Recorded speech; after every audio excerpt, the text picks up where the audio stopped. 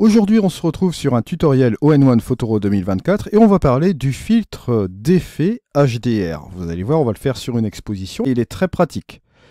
Et on se retrouve juste après cela. Bonjour à toutes et à tous, j'espère que vous allez bien aujourd'hui. Si vous débarquez pour la première fois sur ma chaîne YouTube, je vous souhaite la bienvenue. Ici, on parle de post-production traditionnelle et créative sur les logiciels de post-production.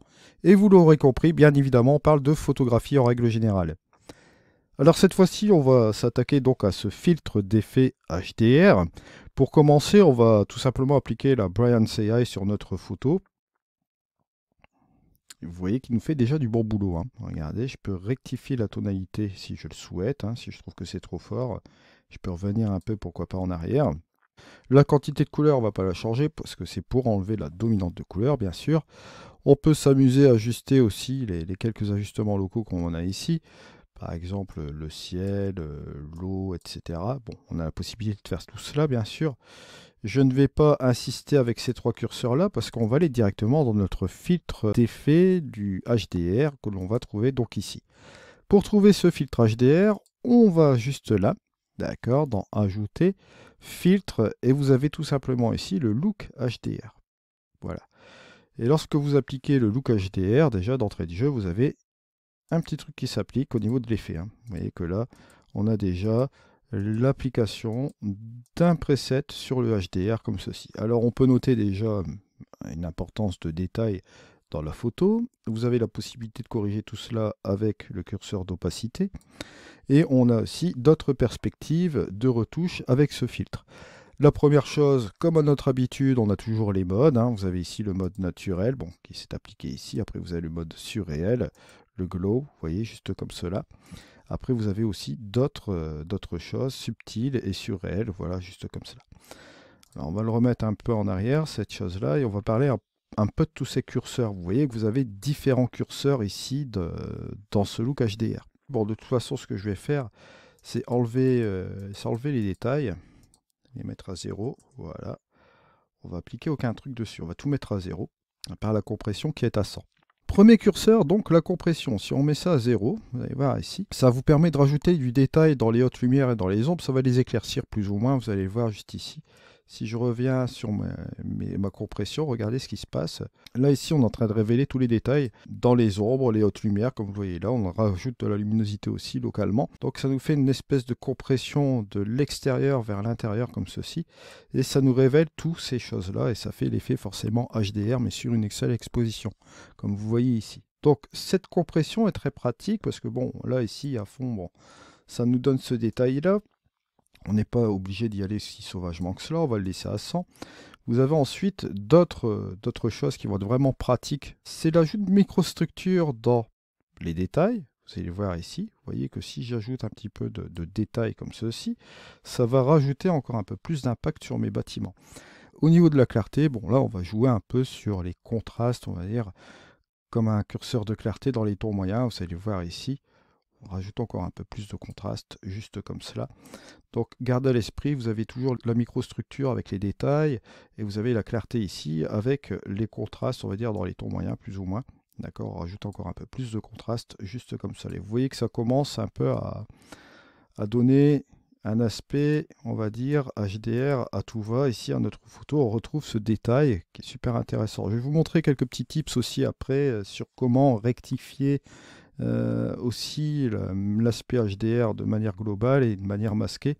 Donc restez bien jusqu'à la fin de ce tutoriel, bien sûr.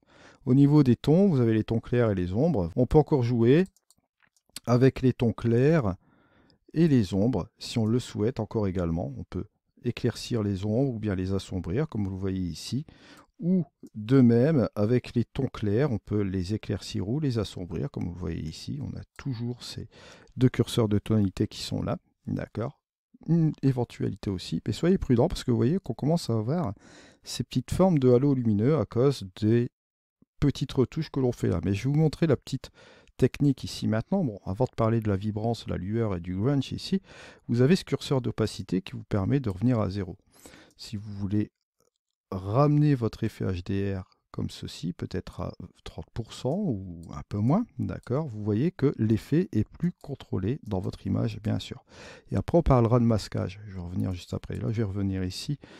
On va peut-être revenir un peu sur la compression, un peu moins de détails, un peu moins de clarté. Voilà, on va être un peu plus léger sur la retouche. Vous avez la vibrance. Bon, la vibrance, vous savez ce que c'est, hein. La vibrance, ça vous permet de saturer les couleurs qui ne sont pas saturées ici dans l'image.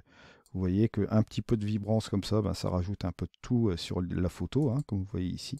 Elle pops un peu plus comme ceci. Ensuite, vous avez de la lueur. Et là, ça vous donne un petit effet rêve ici dans la photo, vous voyez.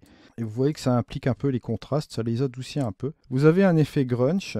Là, ici, ça va vous permettre d'assombrir l'image, un peu comme ceci, et de lui ramener un petit côté granuleux ici au niveau de votre photo, et de lui donner un petit peu plus de présence aussi en même temps par la même occasion. Ça fait un petit effet assez précis au niveau de la photo, comme vous voyez là. Si vous faites le avant et le après, vous voyez que bon, en quelques minutes, on a rectifié l'image qui nous fait quand même plaisir, juste comme cela. Alors bien sûr, le petit truc, petit tips, hein, je vous l'ai promis. Vous voyez que là, bon, c'est vrai que c'est super intéressant d'avoir tous ces détails sur cette partie-là de la photo, mais dans le restant de l'image, bon, c'est un peu gênant, quoi. Donc, ce que je vais faire, regardez, je vais appliquer tout simplement ici un masque. Et là, bon, je vais vous le donner en mille, un masque de luminosité. Vous voyez que, bon, là, déjà, l'effet se dissipe, hein, parce qu'on va afficher ce masque. Je vous rappelle, le blanc affecte, le noir n'affecte pas, donc forcément ça se dissipe un peu partout au niveau de l'affectation ici de notre photo. Mais là, ce que je vais faire, regardez, je vais inverser tout simplement le masque et je vais faire une sélection plus au niveau des ombres. Et là, si vous regardez bien la photo, vous allez voir que ici déjà, l'origine, avec le masque qu'on n'a pas retouché, hop, ça va s'appliquer un petit peu plus dans les ombres, d'accord ? Et donc, les hautes lumières seront plus ou moins épargnées. Donc là, je vais remettre mon masque. Et ce que je vais faire, regardez, je vais tout simplement hop, enlever encore davantage les hautes lumières. Je vais même réduire les tons moyens. Voilà, regardez. On va ici, tout simplement, s'attaquer plus aux tons les plus sombres. Bon, on va quand même attaquer un petit peu plus de choses comme cela. Voilà. On voit avec les tons moyens ce qu'on peut faire. Regardez, hop. Vous voyez que là, c'est relativement sympa quand même. Et vous voyez que, bon, on va appuyer sur cette, comment dire ça, sur ce look HDR, un peu plus sur ces parties-là. Mais bien sûr, ce que je vais faire, ce qui sera un peu plus logique aussi de faire, vous allez voir ici, bon, même si là, ici, vous avez l'application un peu de cet effet HDR, bon, on peut l'effacer si on le souhaite, hein, avec la petite brosse, voilà. On va faire un petit truc, on va appliquer la densité, juste un peu comme cela. Comme ça, on va appliquer l'effet HDR sur le reste de l'image. Bon, là, ce que je vais faire aussi, c'est enlever la petite partie qui est sur le bord. Voilà. Donc, alors, on va utiliser la densité. Regardez. Comme ça, on va appliquer l'effet HDR sur le reste de l'image. Mais ce sera sur l'affectation d'un gris foncé. Donc, on l'affectera légèrement. Si on veut l'affecter plus, bien sûr, on va l'affecter comme ceci, tout en gardant à l'esprit que la partie la plus affectée, ce sera la partie blanche ici. La partie noire, bien évidemment, ne sera pas affectée du tout. Donc là, si on revient sur notre masque ici, vous voyez, là, on va tout simplement appliquer un peu la densité. Si j'applique la densité comme ceci, bon, bah là, ça devient un masque blanc, hein.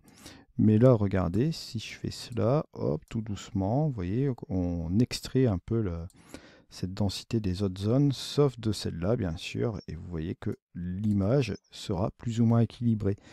Ça, c'est notre possibilité aussi. Alors, bien sûr, vous avez la possibilité de mitiger avec ce masque et l'opacité générale de l'effet, comme vous voyez ici, et ça vous donne un effet plus contrôlé encore une fois. Ça vous permet de faire un mariage entre le look HDR et la luminosité avec les masques, comme vous le voyez ici. Une possibilité aussi également. Donc vous voyez encore une fois un filtre d'effet dans All-in-One Photoro 2024 qui s'avère très utile pour les images, on va dire, d'architecture. Ça peut être aussi intéressant pour faire ressortir le détail. Comme vous voyez ici, vous avez plusieurs curseurs qui vont vous permettre d'ajuster tous ces petites parties de détail ici. Vous avez aussi la possibilité d'utiliser le Super Select ou bien la brosse dans certains endroits avec cet effet aussi également. Là, on l'applique de manière globale, bon, avec un peu de luminosité bien sûr, mais si vous voulez encore ajuster l'ensemble, rajouter encore plus de détails dans certaines parties de l'image, vous pouvez toujours le faire bien sûr. Voilà, ainsi s'achève ce tutoriel sur le look HDR. Je vous remercie de m'avoir suivi. On se retrouve dans une prochaine vidéo. C'était Eddy. Allez, au revoir.